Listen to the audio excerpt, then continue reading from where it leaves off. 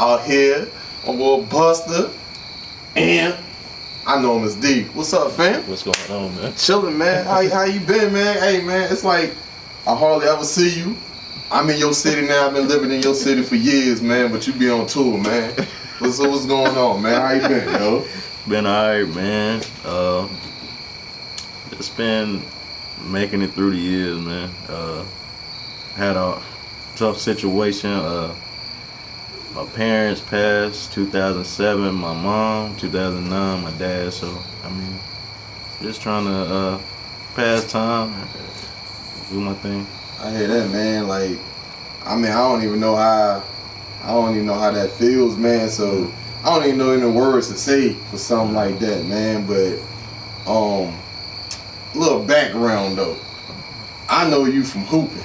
You know what I mean? Yeah. So, and you know, we went to school together. We played ball together. So, man, what's your story? You from Charlotte? We out here in the Queen City right now, man. How you get into balling, man? Because I hear you, when I came out playing open gym, they know you. They call you Buster and stuff. Like, how you get the name Buster? You was busting heads on the court, man. What's going on? I got that from my grandma. Okay. Stayed with my grandma from 0 to 13. So she basically called me that neighborhood. I mean, I was more of a scorer, hard to believe, but I was a scorer when I was younger. So they used to call me Buster. The Buster people on the court. That's how I got that name. That's what's up, man. So all right. So when did you start hooping then? I probably say I started hooping around 7, 8 years old. Okay. What got you into that? My dad, he was heavily involved in the community. He used to coach after work, coach 2 or 3 teams, 30 and over, people my age, around 8. You know, so he did that for about 10, 15 years. So. Okay. So, I mean, I don't want to ask you these generic questions and stuff, because you know when most people talk about basketball, that who your favorite player, who was your biggest influence and stuff like that. Let's talk about some other than those type of questions. So, when you look at basketball, how did basketball play a role in your life? That's a good question. Well, basketball basically saved me from going down the wrong path in life. Growing up on the west side of Charlotte, it basically just gave me like a safe haven so I could go. As you know, me and my brother, we we met each other at 13. He was 13 and I was like 17. Well, before you get in that story, some people may not know. Tell them who your brother is. My brother is Anthony Morrow. Okay. Hooper. All right, cool. Not to cut you, I'm sorry about that. But, yeah, tell me that story, man, about, how y'all met. It was a wild story. Kind of never knew that I had any siblings besides my younger brother and younger sister. So, I think it was 1999.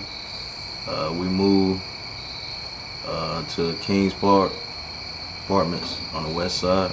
So we were pulling up to apartments. So I guess my dad spotted my brother, and we end up living right next to each other. I guess that was by the grace of God. So that's how it went. Dang, so how old were you at the time? I was like 16 or 17, man. Yeah.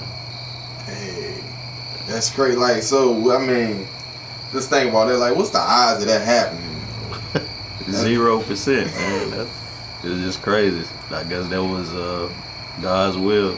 So it happened. And basically, that kept me out of the streets. And knowing that I had a younger brother, like, try to put him in check. And basically, we worked out, like, during the summer, like it was a job. We catch this little thing they had called an Easy Rider, 25 cents, drove us up to Amy James Recreation Center. And we stayed up there from like 8 to 3, sometimes 8 to 12, because I have AAU practice right after that, but he would leave with his mom. So that's what kept me out any trouble, basketball. Dang, so not only did basketball serve as an outlet to keep you from getting in trouble, it also served as, like, I guess a medium to, like, build a relationship with your younger brother, being that you didn't meet him till he was 16. So that's a lot of years that you missed out on. But by being in the gym every day, by y'all both having like, you know, something in common that y'all love, that made it, would you say it made it easier for y'all to mesh and get closer? Yeah, definitely, because like you said, the common interest was basketball, and we just got to it, just working and just establishing the work ethic for the game early.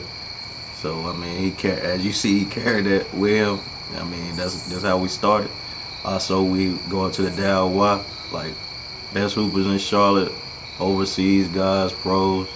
So we just took that. That's what's up, man. So,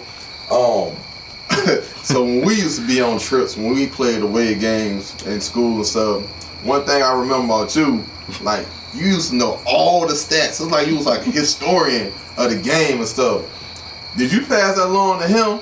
Did you play those games like how? I'm sure you did, but like growing up, did you play those like games with your brother, your younger brother, like?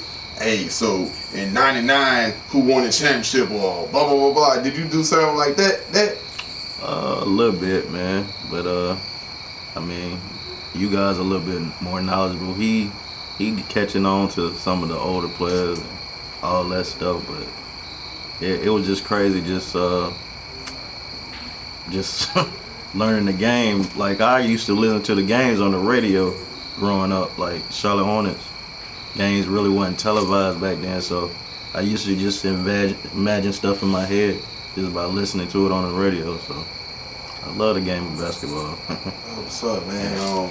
The thing about basketball too with me, man, I definitely love the game, and I guess you can take sports in general. There's so many different lessons you can learn. You know, in sports, like basketball, team sports. You know, all here in the working force, whatever, you have to work with people, stuff like that. So it teaches you a lot of lessons, man. But you know, outside of basketball, what's something else you love? And I think I know what it is. And I think you and your brother kind of share the same thing. I would say one thing is music. Yeah. Is it not? I have a profound passion for music, man. All kinds of music, man. Okay. Yeah. So what got you into listening to like music? I mean, I know music is a universal language, you know, so I think everyone listens to music. May not be the same genre, but everyone listens to music. What got you into music, like listening to music? I guess being raised by older people like my grandma and being around my dad, just like soul music, things of that nature. I think that got me into music, and just like getting prepared for games and stuff, I need something to hype me up, or just somebody painting a picture or something you going through in life. So that's music. All right. So is it safe to say you kind of, when you said painting the pictures, is it safe to say you kind of fell in love with the art of quote unquote storytelling? Yes, sir. Like Tupac, Biggie, Nas, even the new artist J. Cole. Just you can picture stuff and you can relate to those guys. So, all right, we're gonna wrap it up. But as far as music, I want to ask you this, man. Do you think that music influences people more than any other, I guess, aspect of life? I'm not talking about like parents, but I'm talking about any other like entertainment piece. Do you think that music has the more impact than any other entertainment industry out here? I believe so. Along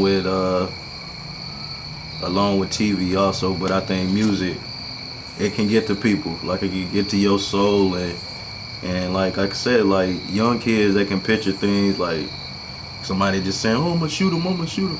I mean, they can picture that stuff, and I mean, 21 Savage and those guys, they would really get to the young people more than them seeing it on TV, because I mean, when they get a certain age, you can tell that some of that stuff is fabricated on TV. Right. But I think music is because, I mean, it's everywhere. Streaming, I mean, even in the sports and stuff, like music is everywhere. So I think that's, that's how, I forget. No, you good. So, I mean, it's definitely everywhere. And I guess, like, you know, since we're getting older, and I know, like my dad before them, they listen to different stuff. And, you know, we come up listening to hip-hop, and they always kind of somewhat dismissed it. You know, like, oh, that's young, that's that music that ain't gonna really last. But you saying each year hip hop is growing and stuff is growing, and each year we grow, we getting older. So now we're looking at, we're the older guys, and some of the younger guys, some people may not be able to relate with it.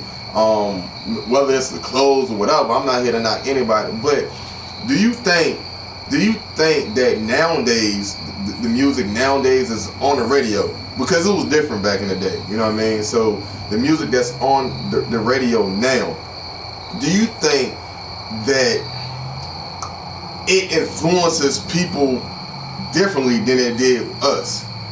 Like, for example, like, you know, growing up, I'm a huge Nas, you know, Raekwon fan, stuff like that. And when you look at music back then, they was talking about hustling and stuff like that. And then a lot of the music now, they promote the use of drugs and stuff. Do you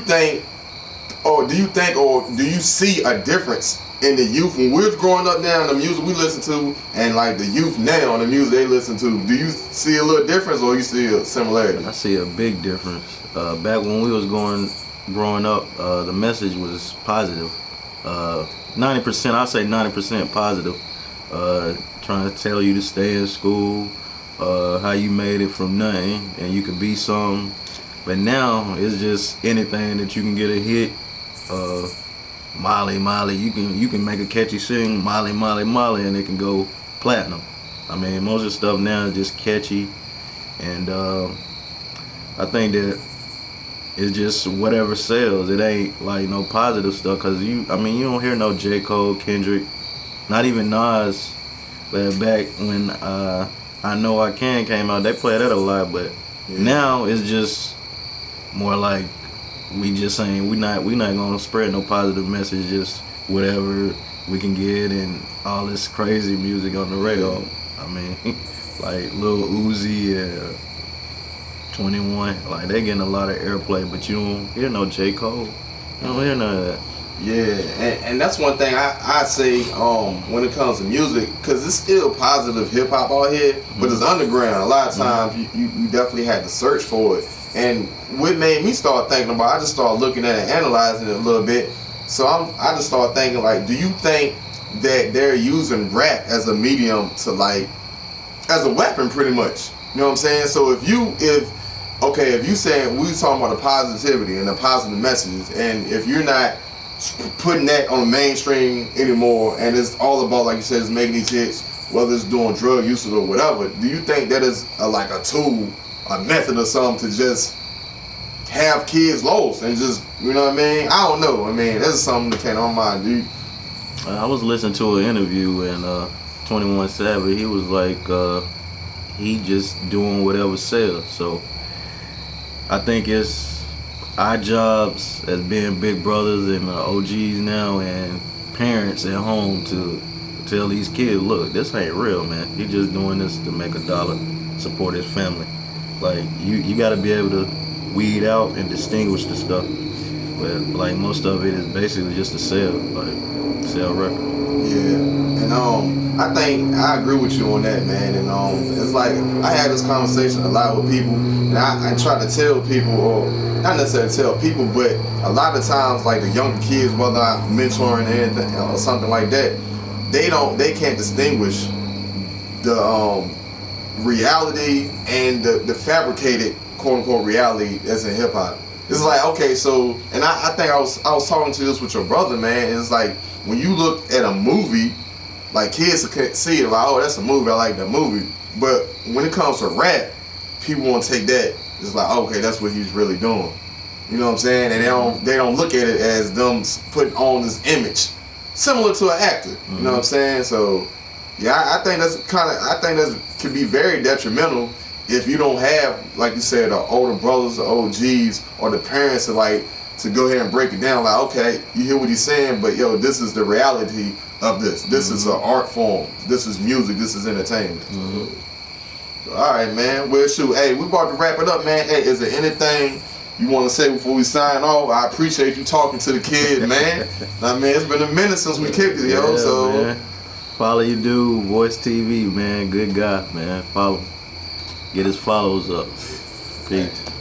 Appreciate it, y'all.